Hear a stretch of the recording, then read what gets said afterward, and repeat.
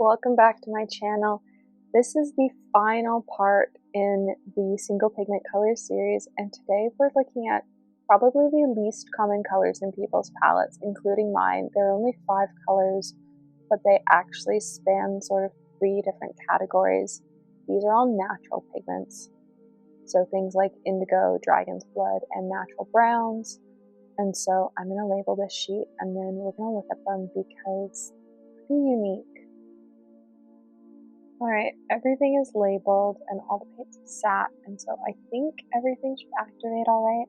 We're starting with Wanderlust Indigo. It is very, very dark. I'm doing the same thing I did for the blacks, so you can see sort of what the granulation looks like. Both indigos are NB1s. Cozmick Creations Indigo is up next. I will say that both indigos are different. One is more green undertoned than the other.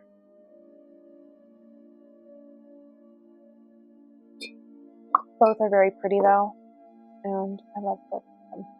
Next up is Dragon's Blood, which is NR31, and the version I have is from the Simply Izzy Rare Pigment Club last year.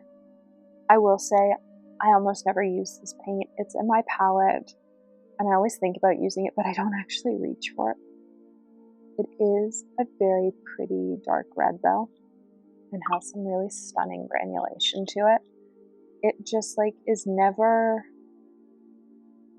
sort of what I want. I don't know if it's because it's in a little pan and I'm worried about using it up. There are other shops that make it though, and so I could always just pick more if I use it up. I would say that it's one of the more unique reds very few brands make. NR31, and it is quite pretty. I just need to start using it more. Next up we have NBR8 Vandyke Brown by Cozmick Creations. I quite like this brown. I use it a lot in mixes when I want something to granulate. It's just a fun sort of way to make something have some texture to it without changing the color a bunch, as it doesn't have a whole bunch of color to it.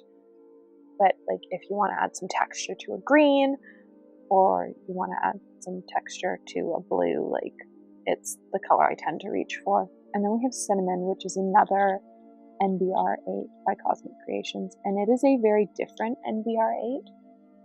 It is very, very brown. And that's just the difference in color. You can see indigo, one's more blue than the other, one's more green. And in this case, one of these NBRs is very neutral and one is very, very brown. So it's a pretty small collection of natural pigments I have. They are all very pretty though. I would say that because very little of my work gets displayed, I'm okay with using non-light fast pigments in my studio.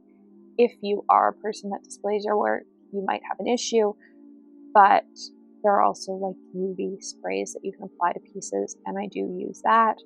So it's just finding what works best for you, and if there's a color you really like, you can figure out ways to either mix for it or use a workaround light fast spray so that you can still use it in your art.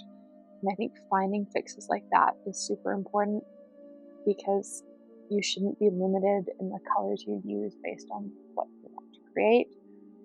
So I'm going to have to use this in something soon. It is quite pretty, and I do love using indigo. So there we go. They are all the colors together. I hope you enjoyed watching this series. It's been quite a lot of fun to put together. And let me know which pigment over the course of the series you were most surprised by. Have you decided that you need to add anything else to your palette? Are there any single pigment colors that I am missing? Because, I'm always looking to add something or add stuff to my list of things to add. So let me know, and thanks for watching.